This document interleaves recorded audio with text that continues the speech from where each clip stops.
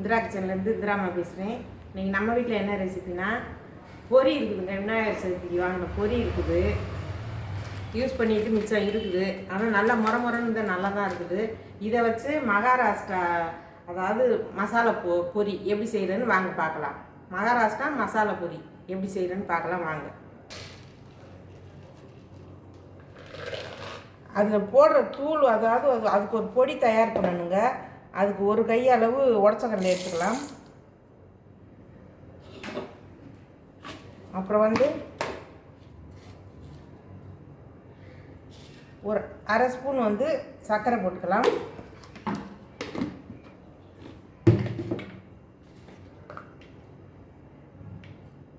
ஒரு 1/4 ஸ்பூன் உப்பு சேர்த்துக்கலாம். இப்போ இதை நல்லா நைஸாக அரைச்சிட்டு வந்துடலாம். இந்த மாதிரி நல்லா பவுட்ரு மாதிரி பவுட்ரு பண்ணிடுங்க. சர்க்கரை, உப்பு, உடச்சக்கடலை. இப்போ வாங்க அதை எப்படி செய்யலான்னு பார்க்கலாம். இது ஒரு சைடு இருக்கட்டும், இது லாஸ்ட்டுதே தேவைப்படும். இப்போ நான் கொஞ்சமாக ஒரு 4 ஸ்பூன் இருக்குங்க அவல் எடுத்து வச்சுருக்கேன்.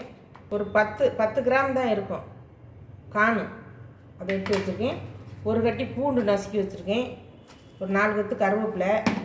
பொரி ஒரு 5 கப்பு இருக்குது பொரி. இப்போ அது வாங்க எப்படி செய்யலான்னு பார்க்கலாம். ஊற்றிக்கலாங்க. ஒரு 4-5 ஸ்பூன் அளவு ஊற்றிக்கலாம். தேங்காய் எண்ணெய் ஊற்றினா நல்லா வாசனையாக இருக்கும்.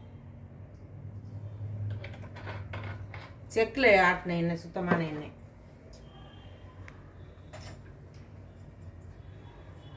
கால் கப்பு வேர்க்கடலை எடுத்துருக்கேன். அதை இதில் போட்டு வறுத்துக்கலாம்.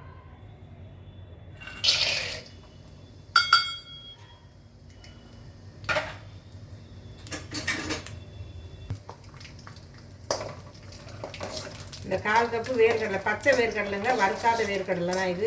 நல்லா எண்ணெயில் போட்டு பொரிச்சு எடுத்துடலாம்.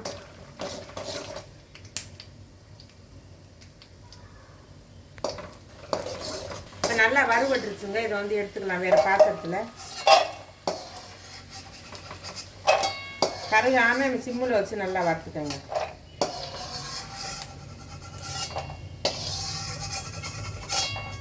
இது ஒரு வாரமாக இருக்கட்டும். நான் அதை அடுத்தது உடச்சக்கடலை போடுறேங்க.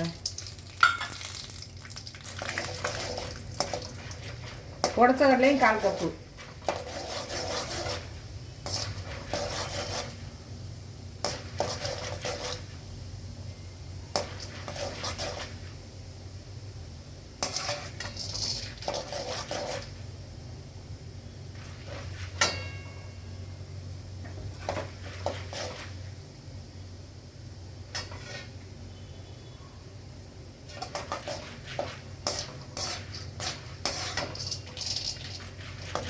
இதுவும் நல்லா வறுபட்டுருச்சு. இதையும் நம்ம இந்த வேர்க்கடலை எடுத்து வச்சோம்ல இன்னும் அதுலேயே ஒன்றாவே எடுத்துக்கலாம்.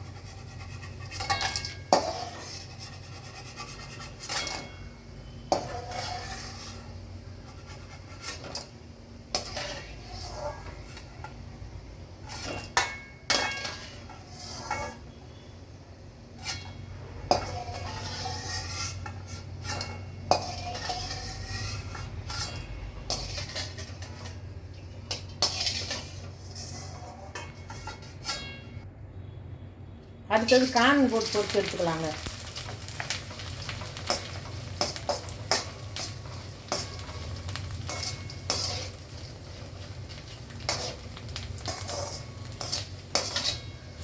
கறி போயிடாமல் அடுப்பை சிம்மில் வச்சுட்டு பொரிச்சு எடுத்துருங்க.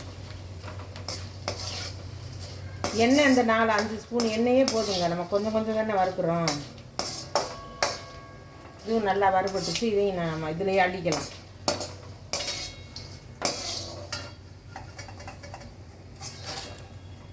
இப்போ அதே எண்ணெயில் இந்த அவளையும் போட்டுக்கலாங்க.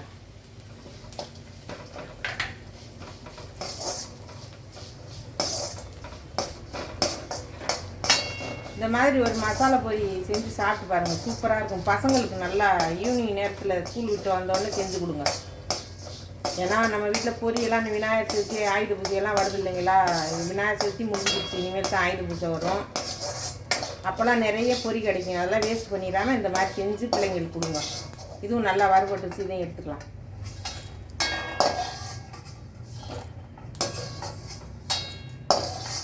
இப்போ இன்னும் ஒரே ஒரு ஸ்பூன் எண்ணெய் விட்டுக்கலாங்க. தேங்காய் எண்ணெய் தான் விட்டுறேன். ஒரு ஸ்பூன் மட்டும் விடுங்க.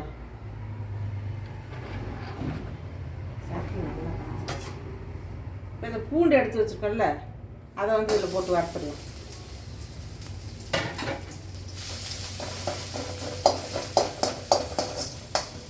கருவை விட்டுறாமல் சிவக்க அப்படியே அந்த நீர் சத்தெல்லாம் எடுவிடுற அளவுக்கு நல்லா வறுத்துருங்க.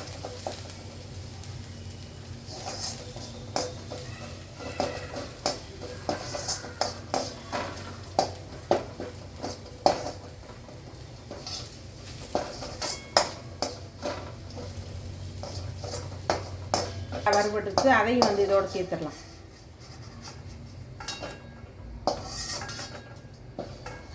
கருவேப்பிலை அந்த எண்ணெயில் கருவேப்பிலையை பொறுத்து எடுத்துடலாங்க.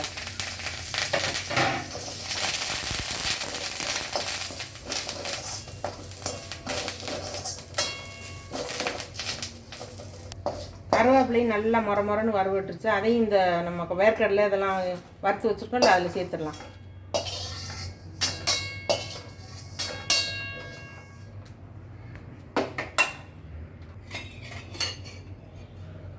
சட்டி சூடாக இருந்துச்சுன்னா தனியாக கூட எடுத்து வச்சுருங்க. கொஞ்சம் தண்ணி கொஞ்சம் இப்படி வேறு அடுப்பில் இப்படி எடுத்து வச்சுருங்க.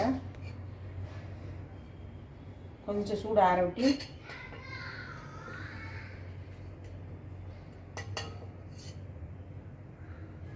ஒரு அரை ஸ்பூன் வந்து மிளகாத்தூளுங்க, தனி மிளகாத்தூள் இதில் சேர்த்துருங்க.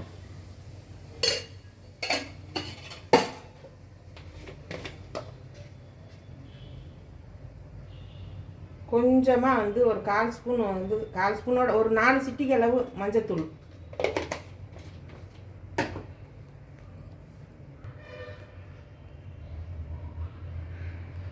கொஞ்சமாக உப்புங்க, ஒரு 1/4 ஸ்பூன் உப்பு,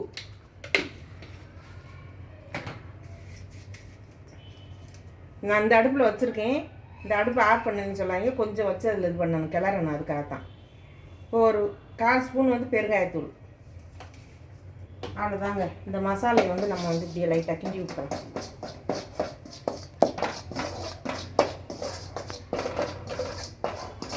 பாருங்க, இது போதும். இப்போ வந்து நம்ம வந்து அடுப்பை ஆஃப் பண்ணிடலாம். அடுப்பை ஆஃப் பண்ணிவிட்டு இப்போ வாங்க எப்படி கலக்குறதுன்னு பார்க்கலாம்.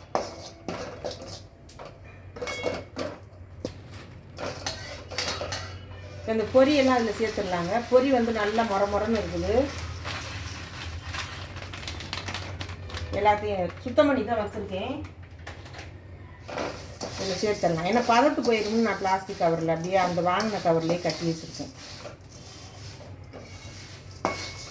இதை சிந்தாமல் பொறுமையாக அதை வந்து கிளறிடுங்க.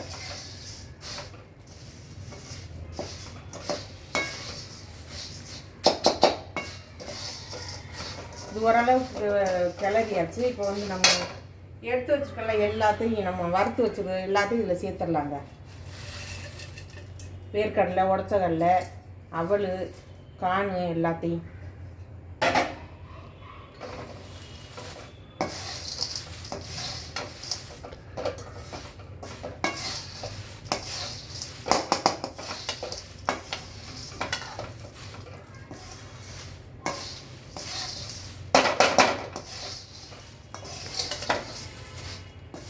சூப்பராக இருக்குங்க. இந்த மாதிரி செஞ்சு பிள்ளைங்களுக்கு கொடுத்து பாருங்கள், நீங்களும் சாப்பிட்டு பாருங்கள். இது என்னடா பொரியை வந்து இந்த மாதிரி ஒரு இதுவாக செய்கிறாங்களே பெருமையானு நினைக்காங்க. இது வந்து செஞ்சு சாப்பிட்டு பாருங்கள், சூப்பராக இருக்கும். மகாராஷ்டிராவில் வந்து காரப்பொரி இப்படி தாங்க செய்வாங்க.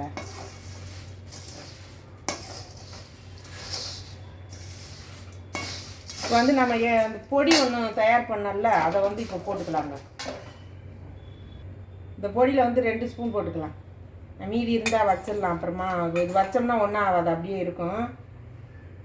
அப்புறமா நம்ம தேவைப்பட்டால் யூஸ் பண்ணிக்கலாம். ஏன்னா மிக்சியில் அடிபடாது கொஞ்சமாக போட்டோம்னா, அதுக்காக தான். இதையும் சேர்த்து கலந்துட்டு எப்படின்னு உங்கள்கிட்ட காமிக்கிறேன். வேறு பாத்திரத்தில் மாற்றிட்டு